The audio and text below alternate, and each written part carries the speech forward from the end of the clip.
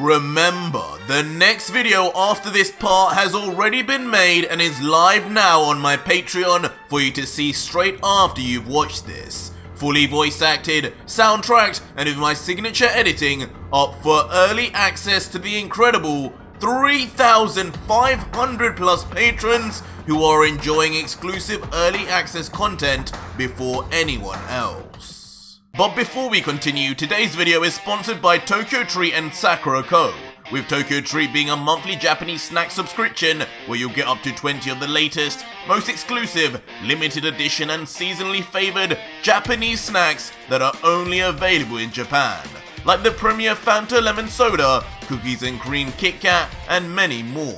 And Sakura Co. being another Japanese snack box that'll give you 20 traditional and authentic artisan Japanese snack items, including Japanese teas and one special Japanese tableware with your box every month. Sakura Co. helps in partnering with local Japanese snack makers to continue to share Japanese culture and traditions that have been passed down for over 100 years. But more on these at the end of the video. So our story continues with Ultra Vegito in his new mysterious form, staring straight into the eyes of a nothing short of petrified Beerus. But unyieldingly, with a maniacal smile, Vegito lets out, "What's wrong, Beerus? I thought you said you were going to make me break more than just a sweat. Where's all that bravado now, Destroyer? Silent in the face of the man who just defeated your beloved students. Pathetic." While Beerus, who is still just reeling from Vegito somehow surviving half his face being erased, just mutters, There's no way! You cannot be mortal! Before eventually, from the sheer fear running through his body, Beerus falls on his backside, his eyes not leaving Vegito's as he continues, "Just tell me, what are you? You are no Saiyan, that's for certain. How could anyone, let alone a mortal, reverse their own erasure? Never in all my years have I witnessed anything like that. At least, not since Lucif." Strangely mentioning a character we'd never heard before up until this point in the Dragon Ball universe, as within the mind of Beerus, a memory of a truly demonic figure begins to arise. Now sweating from just a simple comparison and thought about this Lucif character, Beerus adds, No, I should never mention that name again. Whatever you did, it has to be something completely different. But Vegito, hearing the sudden mention of this random figure, who seemingly is striking fear into even Beerus, immediately piques his interest, as his Goku side comes out and he inquires, "Lucif? Now who the hell is that, Beerus? Another one of you pathetic gods I need to run through? Or is it an angel? Either way, judging from the way you're reacting, you must be strong.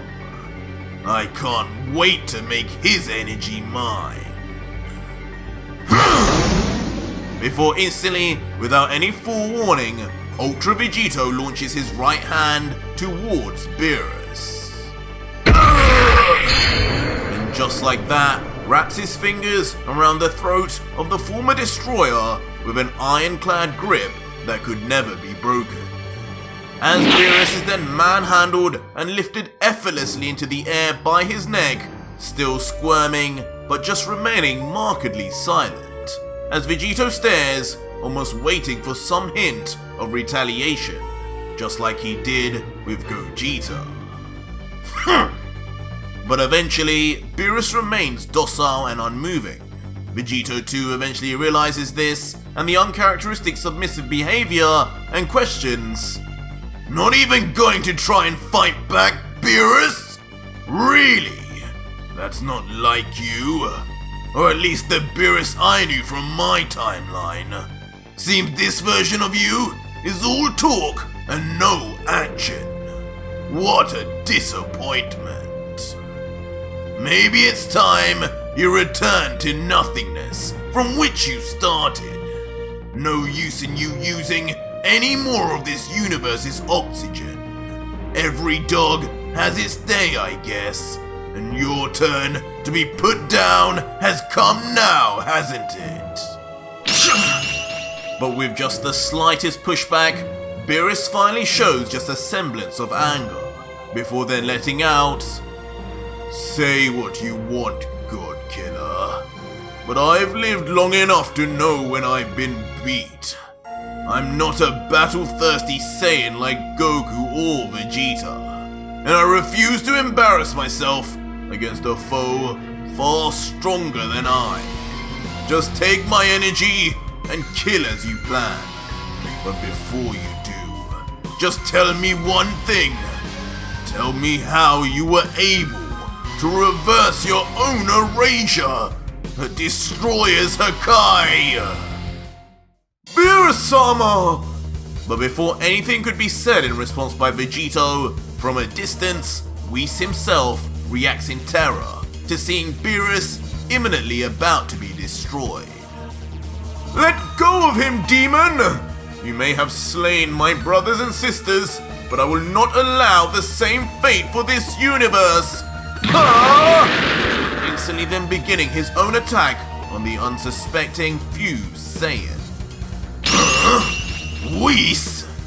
A look of anger doesn't come across Vegito's face, however, remembering internally the soft spot he has for Whis out of all the gods, the only one who eventually saved him, letting out, "Old friend, I know this version of you may be confused now, but trust me, this is for the best.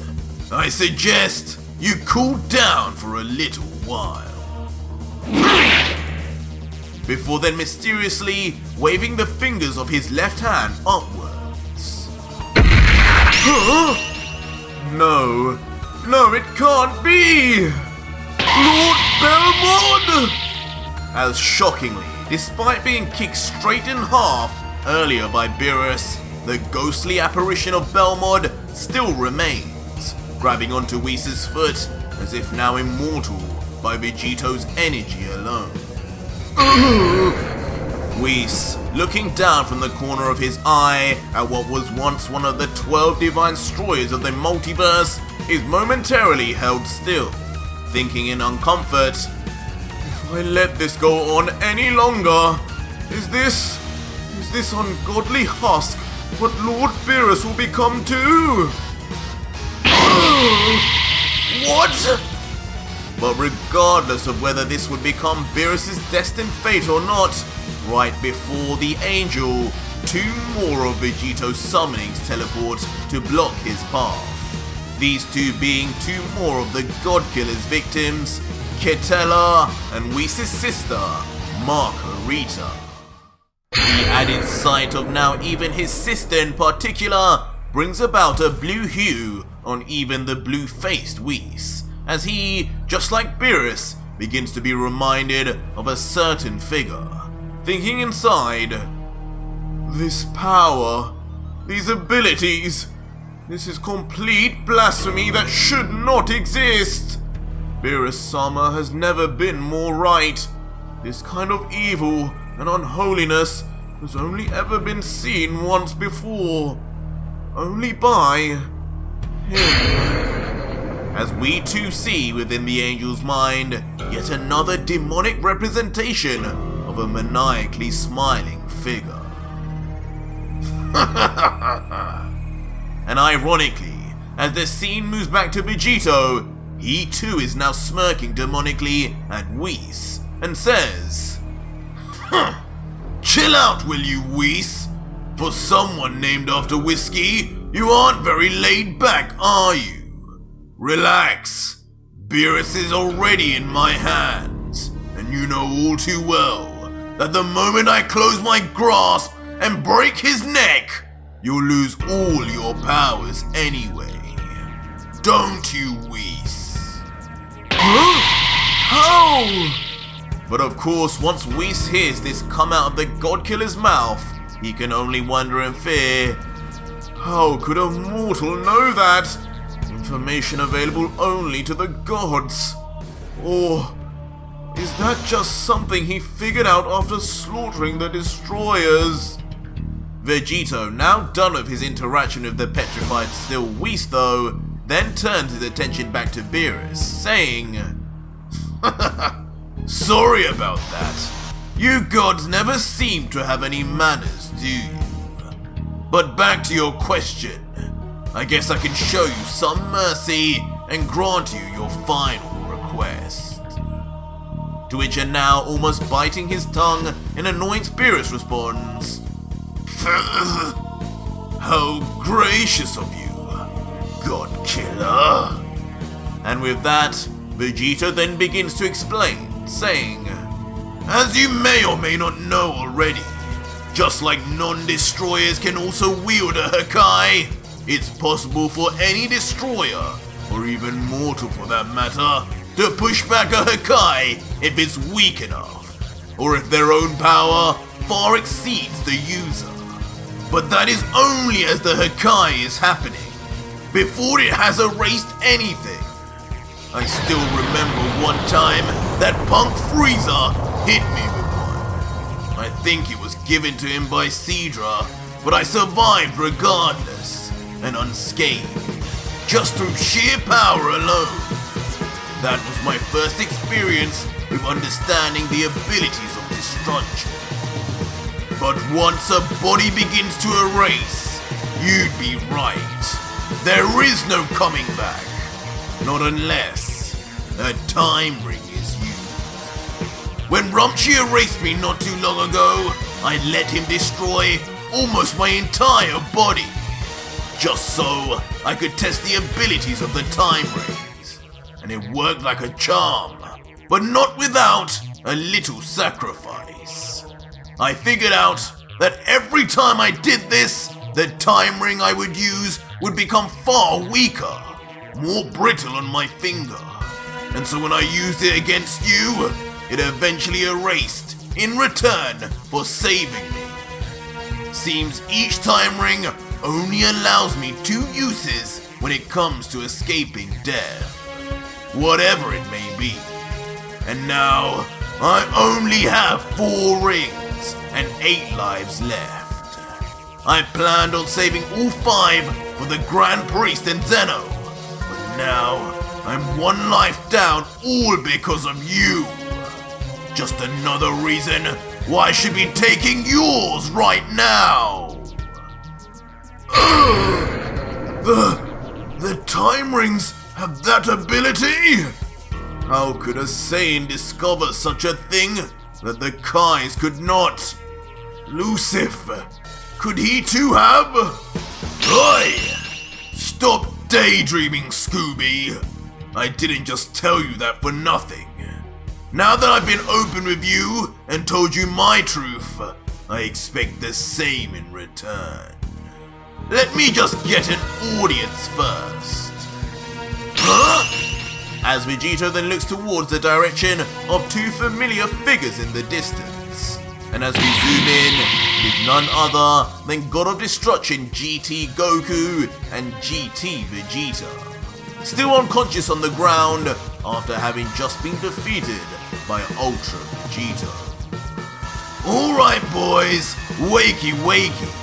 Uncle Beerus has a story to tell. As instantly, Vegito then lifts his arm, and in the distance, both Vegeta and Goku raise in the air. Huh? Wait! What are you doing? Leave those 2 alone. It's me who you want, is it not? But as we zoom in on the 2 lifeless bodies, Vegito persists as each of them becomes coated in a strange purple aura reminiscent of Vegito. Slowly but surely, coming closer and closer to Beerus. Huh? What? You 2? Until eventually they reach just where the duo are, and the energy coating them disappears. Finally, we're all back together. We're like a big old happy family. In fact, now you can watch as I give these two weaklings a little present. What? No! You wouldn't! Don't! But regardless, without a hint of hesitation, Vegito fires off callously a ball of powerful energy. And as it strikes on the two helpless and unconscious Saiyans, neither Goku nor Vegeta utter a word, as they become enveloped in a light and appear by all accounts to now be in the process of being erased completely forever. But inexplicably, mid-attack, both Goku and Vegeta suddenly open their eyes, perhaps subconsciously trying to survive, or could it be something else? Kakarot! My energy! It's back! Yeah. You're right, Vegeta. What happened? But eventually, now standing, completely conscious and feeling rejuvenated, it is instead revealed that Vegito in classic DB style had given the two some of his power to revive them. Vegito! But eventually, as the two look up to see Ultra Vegito still standing there and with Beerus in his grip no less, the two are quick to get back into fighting stances, not knowing it was him who even brought them back. Vegeta! He's still here! And look, he's got Beerus already! We need to do something! To which Vegito quips back, don't have to tell me something that obvious, Kakarot! I'm ready! I gave you guys just enough energy to barely talk, and you really think you're going to stop me? Get real! Before suddenly, Vegito closes his fist unceremoniously, leading to Goku and Vegeta instantly then slamming their arms down to their side, fixed in place like statues as if under the complete control of Vegito. As Goku mutters out, "What is this? I can't move my body! That guy! I think his energy is causing this. Damn it! Only bright side is, at least, I'm not fused with you again." Ultra Vegeta, meanwhile though, watches on at how helpless the two are, smirking, before saying, Now, boys, no need to fidget. You won't have to be here too long. Beerus will be short and sweet with his story. The story of Planet Vegeta's destruction. Planet Vegeta? What are you talking about? Leaving Vegeta, of course, now more intrigued than ever. As Beerus, who now seemingly accepts the dire situation, and relieved at least that Goku and Vegeta were not erased, then lets out, "Fine. I'm done with all of this. I will tell you the truth." And just like that, with no other choice, Beerus then began explaining the true story of his involvement with Vegeta and the Saiyans from the beginning. Yes, it is true. It was I who ordered Frieza to destroy Planet Vegeta. It was I who ordered the death of all 5 million men, women and children who occupied it. And I did it for my own gain. A destroyer's final goal is to seek out and create the next god that will rule. And you, Vegeta, were that candidate. You were always meant to be this universe's next god. And if destroying your entire species was the way to do it, then that is what I would do. And I would do it again. And yes, that means that you too, Goku, were never even supposed to exist. Almost immediately, the two Saiyans are then left shell-shocked by this information, with these two versions of Goku and Vegeta having never heard anything remotely close to this yet in their timeline. But Beerus? No way! Maybe Vegeta was right about you. You are a demon! You! You lied to us, you damn cat! I trusted you! I introduced you to my family! And you were the one responsible for my family and mother's death! And simultaneously, in the heat of the moment, both Goku and Vegeta begin to feel rage build within them, as they realize that maybe it wasn't Vegito who was their enemy after all, and that this god Vegito had come to warn them about was just as dangerous as he had said. With a burst of energy, unable to control themselves anymore, the two break free from whatever was trapping them and begin to surround themselves in lightning as their power levels spike and their destroyer garbs rip off, as if symbolically representing their resignation from being destroyers anymore. What's this? But Vegeta, noticing this, can't help but think, they should barely be able to move, yet they broke through my energy. I guess you can really never underestimate a Saiyan's rage, can you? But regardless, now knowing that Vegito and Goku were now rightfully back on his side, Vegito turns to Beerus and says, "Well, looks like you don't have many fans anymore, Beerus. Welcome to the club." But if no one has any more complaints, I guess it's time I added a new god to my victim list. For your crimes, for being complicit in erasing my home planet like it meant nothing, you will pay, Beerus. And this time, it will be no accident. To which Beerus, looking down with a face hued with fear, just gulps and remains silent, awaiting his fate. Before just like that, seemingly being a man of his word, Vegito begins forcefully absorbing the destruction energy straight out of Beerus, as his eyes close and his head sinks further and further down into unconsciousness and ultimately death.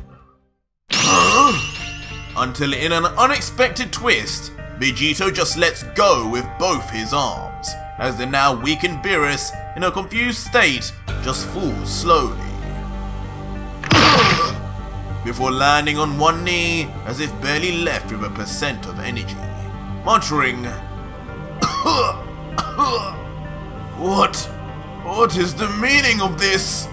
Why did you stop, God Killer?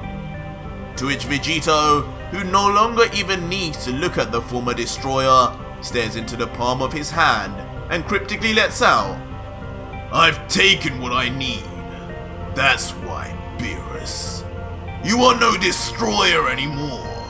Your Hakai energy is all mine, and I have no reason to kill you personally, as I am not the one you wronged. The Beerus of my timeline is the one who wronged me, and he has already died by my hand. Your fate should now lie in the hands of those two." And with that said, Vegito then proceeds to nonchalantly walk towards the still cautious Goku and Vegeta, leading to Vegeta calling out, "Kakarot, stay sharp, he's coming!" And not knowing what else to do, yet again, the two get back into fighting positions, as if that would do anything to Ultra Vegito. But meanwhile, the fused Saiyan, just as ominously as ever, lifts his hand up slowly and begins saying, "Still wary of me? I don't blame you. After all, I need your power too." Before, with a more relaxed face, Vegeta reveals, "But not in the way I need it, Beerus. As Gogeta, you are a true rival to me, and strength like yours is just what I will need when I eventually face the Grand Priest in Zeno. You know my story, I don't need to repeat myself, and having just heard what even your beloved Beerus did, you know too that there is no more place for these gods to rule over us. Like insignificant beings that can be erased whenever they deem fit. Join me, give me your summoning button, and when the time comes, battle together with me like we first planned. Huh? Join you? After you nearly killed us? You've got to be kidding. Kakarot, don't listen to this clown. It could easily be another lie. But Goku, despite Vegeta's words, looks into Vegito's eyes and reacts entirely different, saying, "So, that's what you want. So you're going to one day fight this Grand Priest guy, and you want our help? He must be pretty strong then. And if he's strong, then you can count me in." What? As Goku then reaches into his sash and takes out the summoning button that Vegito requested, the same one all destroyers are given. And so with the button in hand, GT Goku then stands with his arm outraised towards Vegito. Until finally, the two Saiyans shake hands, with Goku looking and saying, "The next time you see us, you can bet we'll be a whole lot stronger. So after we're done with that priest guy, get ready for a rematch." Which a smiling Vegeta responds, "You got it, Kakarot." And so with a new ally gained and Beerus' power absorbed, Vegeta opens up another time portal and waves his hand in the air saying finally, "See you both later. Try not to go too hard on the old kitty over there, will you?"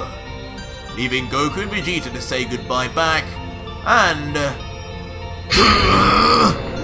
Beerus to comedically look more worse for wear than ever before. However, the scene then changes to one from a few weeks in the past, looking over a strange new planet. But as we zoom in, three familiar figures are spotted. One Saiyan, one god, and the other angel. It is then that we see in full Lord Champa, the brother of Beerus, with his hands on the back of his head as he complains, "Hey kid, just how slow do you plan on being? We've been walking for ages. Call him out now before I do something I regret." To which the young Cabba nervously replies, I don't think he'd like that too much, Lord Champa, but I promise you, we're almost there." And Bodos, watching the two interact, then adds, "Yes, my lord, try not to push our young friend here. After all, he is doing us a favor. We shall meet the king in due time. Besides, I think all this walking is good for your weight loss." Funny, Vados. Very funny. Leading to the angel breaking out in laughter as Champa comedically makes a bratty face back at her. It's not long after though that eventually the trio reach the doors of a large castle and open its huge and regal doors. And as Champa's face peers through, he comments, "Finally! Now where is my trump card?"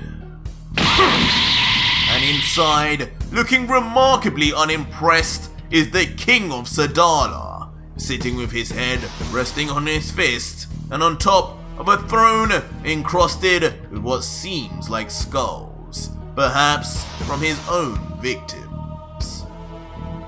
Champa though, smiling courteously then begins, "Well, if it isn't the famed King of Sadala. It's been a long time, but we meet again. And this time, I have something to ask of. Gods! There appears to be a fat stray cat in my throne room. Remove him at once before he pees everywhere! What? Leaving Chomper completely gobsmacked as he hears the king's interruption, not knowing if he's joking or not, while a red-faced and embarrassed Vados covers her mouth, trying her best to not burst out laughing. While Kabar, interestingly, looks just as embarrassed, but in a completely different way. Oh god, why must he be like this? He's got less manners than cauliflower. Listen you! Enough of your silly jokes! I need your help! We have a god killer on the loose, and I want the strongest Saiyans alive to join me in battling them! But the king, who still remains completely uninviting, just responds back, a god killer? Do I look like one of your ridiculous gods? Why would I care at all for your problems? Get out of here! You're disturbing my silence, Garfield. By hearing this, Chomper seemingly finally loses his patience. Angered and now powering up a ball of Hakai in his palm, he replies, why you? Fine. If you want to be so useless to me, then I suppose you and this whole planet doesn't need to be here anymore. Prepare to be erased! What? No, Lord Chomper, please, no! Leaving Kabar to expectedly react in horror, while the king just remains silent momentarily, thinking on what he should do now before letting out, do it, like I would give a damn. I spend all my days in this damn castle bored out of my mind, while my men go out saving weaklings across the universe. You think I have anything to live for? Do me a favor and erase us quickly, Tubby. I can be barely bothered to breathe anymore. To which of course Chomper is rightly just left speechless, stunned into silence as even his Hakai ball immediately poofs into thin air. See you later. Been nice knowing you. Continuing on his stance of complete indifference towards his whole planet disappearing. Until Chomper, in an act of concession, just turns around and lets out, fine, I'm done with this. Keep your planet and stay bored. I would have loved to have seen you face the God Killer. You may not be a god, but this battle would have been Saiyan versus Saiyan. In fact, king versus king. Wait! This last sentence though immediately then begins to pique the king's interest as he questions, another Saiyan king? Leaving Chomper to now smirk widely as if his plan had come to perfect fruition. Until finally, standing up tall from his throne for the first time in probably hours, King Sadala shouts, tell me more, Destroyer! Bring me this Saiyan king you speak of. But that was it for today's video, guys, and if you made it this far, leave me a hashtag king in the comments down below and let me know why you think the King of Sadala will be so important in this story. Or just head over to my Patreon right now where you can see the full next video, fully voice acted, soundtracked and edited for you to enjoy with over 3,000 other fans. But big shout out to Tokyo Treat and Sakurako once again, who this month have some extra special themes, with Tokyo Treat doing a summer Matsuri theme, piled high with the most exclusive and flavorful snacks Japan's summer festivals have to offer, like these cookies and cream Kit Kats that taste insane. and Sakurako doing a tea time in Yokohama theme, creating a one-of-a-kind Yokohama box design with Yokohama confectionaries, snacks and teas, like this orange cake that is to die for. You can even look at they include booklets that tell you all about each snack and more about Japanese culture too. So what are you waiting for? Click the link in the description and use code ARJ for $5 off your order. Enjoy!